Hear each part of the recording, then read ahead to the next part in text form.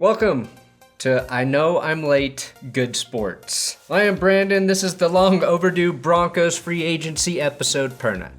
But my patience paid off as one of the biggest pieces of news did not happen until this weekend. The Broncos and Justin Simmons finally agreed to a deal worth over $61 million, making him the highest paid safety in the NFL, beating Buda Baker, Eddie Jackson, some guy named Kevin Byard, who probably couldn't even make Deion Sanders' roster at Jackson State, and Tyrann Mathieu. Then, Denver made one of my free agency dreams come true. No, not the one where Gardner Minshew is carrying me over the threshold in a mankini. Not that one. But they signed Kyle Fuller, cornerback, to a one-year deal, aggressively and economically addressing a huge area of need, corner. Then Mike Kliss tweeted, "We're also signing the previously unheard of Fuller brother, Lyle, in a classic 2-for-1 deal. Shelby Harris is coming back for 3 more years, Von Miller will be back, and today is all about how George Paton is navigating free agency like a drunken veteran sailor. Never trust a sober sailor." That's good sports.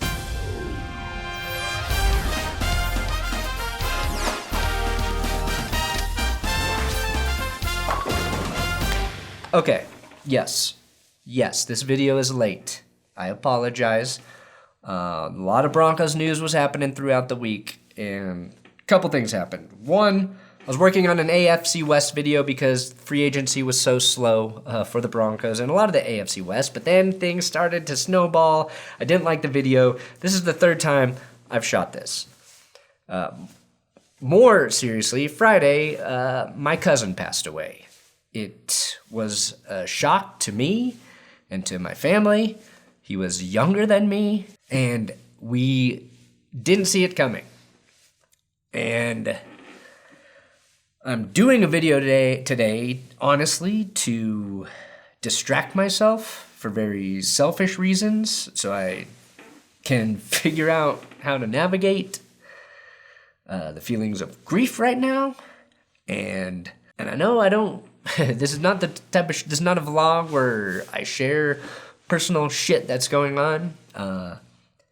But my cousin was the guy I looked forward to talking about the Broncos at every holiday, every family get-together. It is how we bonded. The first 30 minutes, every time I saw him, I knew we would be talking about the Broncos. It was one of my favorite things about seeing him. I looked forward to it so much, and I'm going to miss that. I'm going to miss him, and I wanted to also do this video today, as insane as it is, because he would have been excited about what the Broncos just did in free agency.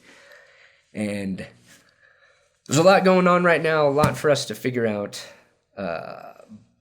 But I wanted to explain to all of you why suddenly the Broncos have some huge news, and I wasn't talking about it. I will just say, if you've got somebody in your life that you care about, that you're thinking about, maybe you don't talk to all the time, but they've been on your mind and you want to check in with them, do it. Do not hesitate to reach out and just let the people that you love, let them know that you care about them. The Broncos, yes, they signed Kyle and Lyle Fuller, half of the Fuller brothers. So the Broncos are half full, baby. Did I predict the Kyle Fuller signing? Yes, as did everyone who can connect very easy dots, but it still feels nice to get a guy you really want in free agency. Thankfully, the Bears don't know what they're doing, waiting until after free agency to release one of their best defenders, while also dismantling the strength of their team to clear $11 million in cap space to sign this fucking guy. Although getting Andy Dalton as far north as possible may unleash his powers, since he'll never see the sun. Now, I really feel bad for Bears fans. Even though I just roasted them in Friday's video, they went from thinking they might get Russell Wilson to saying, fuck it. We might as well trade Khalil Mack, too. Like being left at the altar by a smoke show and then coping with that by joining a monastery. That's the Bears, and the Broncos reap the benefits. Kyle Fuller, of course, played his best football with Vic Fangio, including his 7-pick season, which is why I am sure he wanted to reunite with the defensive guru. I think this also shows that GM George Paton is willing to try and tool the team to Vic Fangio's strengths, which, as simple as it sounds, isn't always the case with coach and GM, especially when those two jobs are done by basically the same person. See the Raiders, for example. And yes, I'm still working on the AFC West recap video. It'll be up someday, I promise. Now look, I can officially report, for the first time, that George Paton is winning free agency. His patience allowed Denver the freedom to pursue Fuller, a 2-time Pro Bowler and a 1-time All-Pro, because they didn't overspend at the position for a lesser player early. They didn't blow their load too soon. And another reason the Broncos could sign Fuller, the cap space they freed up by signing Justin Simmons to a long-term deal. Simmons, at times, has felt like the only player on the Broncos roster capable of intercepting passes, picking off 16 in his career, including 9 in the last 2 seasons. He's also one of Pro Football Focus's favorite players, and I will always agree with Pro Football Focus when it confirms my biases.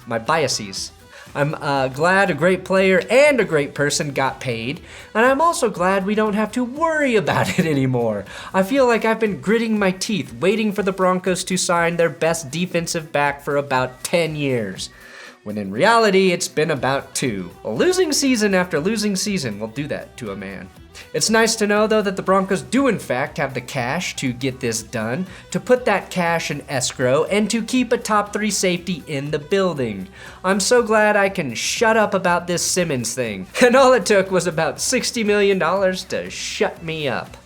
Lesson learned, Broncos. So yes, I am high on the Broncos secondary. Justin Simmons gets to stay there with Bryce Callahan, Ronald Darby, Kyle Fuller. It is improved from last season, and now maybe a mystery safety to fill in for Kareem Jackson. And Kareem Jackson might return because he and his agent are finding out the free agency market is more diluted than the drinks every bartender in Denver has been instructed to serve Melvin Gordon. Now I'm a simple man, and I have the IQ tests to prove it. My biases. I only wanted one flashy signing, and for the Broncos to retain most of their own players. Outside of Phillip Lindsay and Kareem Jackson right now, they have done that.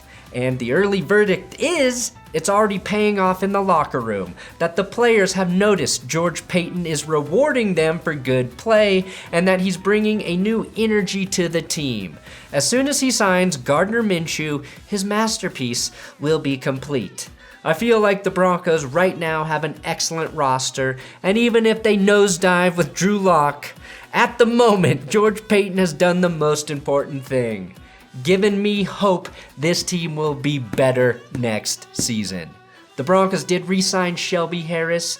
Oh, that was sweet. And Shelby Harris, is the key to stopping the Chiefs. Not Fuller, not Darby, not Simmons. Because remember, Harris is the only man fast enough to chase down Tyreek Hill. DK Metcalf wishes he could do this.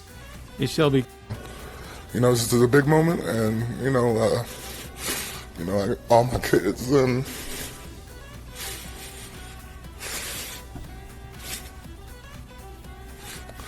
yeah, I just want to say thank you. I think as much as players need to feel valued and wanted by fans, we fans appreciate when guys like Shelby Harris express that they are happy to be part of our crazy football family. Although there's something very unsettling about seeing a man as big and powerful as Shelby Harris cry. It's like seeing your dad cry for the first time. Suddenly, the world just doesn't feel safe anymore. Which reminds me, the state of Colorado now feels less safe without Phillip Lindsay. The Broncos originally put the lowest possible tender on Lindsay, but later rescinded that tender to allow him to become an unrestricted free agent. After the Broncos signed Vikings running back Mike Boone, Lindsay and the team agreed to part ways. Much like Mike Boone's great-great-great-granddad, Daniel, Lindsay is off to explore new frontiers. New frontiers can be dangerous. Now, running back Mike Boone is a solid signing. And it's hard to say that because as a result, Phillip Lindsay left, but I like the Mike Boone signing. And Phillip Lindsay, he is leaving the state of Colorado for the first time in his life. I'm pretty sure he is so Mr. Colorado that he never even played in away games as a pro.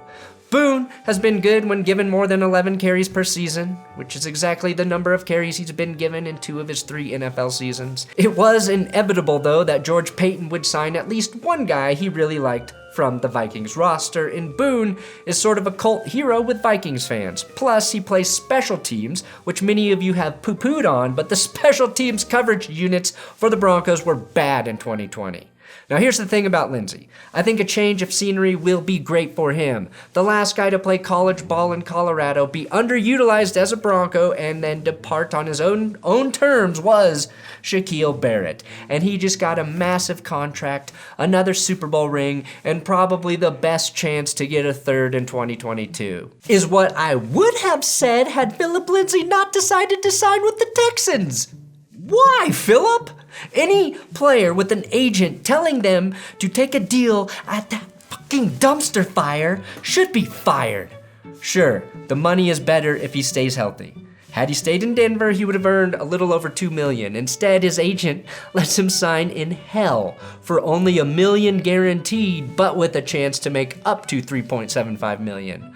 Not only is Houston the worst organization in all sports, not only does the QB want to leave there, but if that QB stays, he is now facing a civil suit with stacking claims of sexual assault, and on top of that, the Texans have one of the most crowded backfields in the league. Nothing about that signing for Lindsay makes any damn sense. Except the Texans might switch to the fucking wishbone offense? There's a reason players are only agreeing to 1-year deals with the Texans, and a reason why guys like J.J. Watt and Deshaun Watson want out of there. And I just think the chances for Lindsay to succeed there and increase his value are next to none. I obviously don't know what the running back market is right now, but making this deal within 24 hours feels rushed. And I am sad that that's where Phillip Lindsay had to go. I hope I am wrong. Now, Denver also tendered Tim Patrick and Alexander Johnson, which means both almost certainly will be back. This is the kind of move that will make Broncos fans very happy and is an example of the anomaly we are living in as Broncos fans. We believe this is a good team with good players despite the losing records. Broncos signed corner Ronald Darby to kick free agency off many moons ago to a 3-year, $30 million deal. Darby is coming off of a very solid season in Washington, but the words injury-prone corner were not what I had in mind for improving the Broncos' injury-prone corners in 2021. Now, Darby actually had a very, very good season last year. Very solid, but again, suffered significant injuries in each of his first 3 seasons. All with the Eagles, though, which looking back might just be what happens to guys in Philly. Darby mentioned a change in his body maintenance routine and contributed that to his healthy season in 2020, so I am optimistic here. I was also really impressed by Darby's intro presser. He seems like a guy who is really hungry to play well. He also fits the Vic Fangio mold of being a solid tackler who breaks up a lot of passes but never actually intercepts the ball. I think this will be a signing, though, that we look back as savvy. The same way we Broncos fans can call ourselves savvy for knowing, despite the losing record, there's some real talent on this team, and we should be excited to see Simmons and Harris and Miller and Fuller all on the same defense. And finally, yes, it's kind of strange that the smallest bit of Broncos news feels like the return of Von Miller. I think the fact that we watched all of 2020 without Von numbed us. It's like we were getting some serious dental work done, but we couldn't feel it because we were numb with Novocaine. And because we were numb, we couldn't clearly see what life might be like without Von on the roster. And once that Novocaine wore off, I can guarantee it would have been more pain. So I am glad Von is back for 1 year, and according to his Instagram, maybe after this year he works out a team-friendly deal to retire as a Bronco, which I think we would all be happy about. Again, the Broncos just have one issue to solve. Quarterback. Which I hear is pretty easy to fix.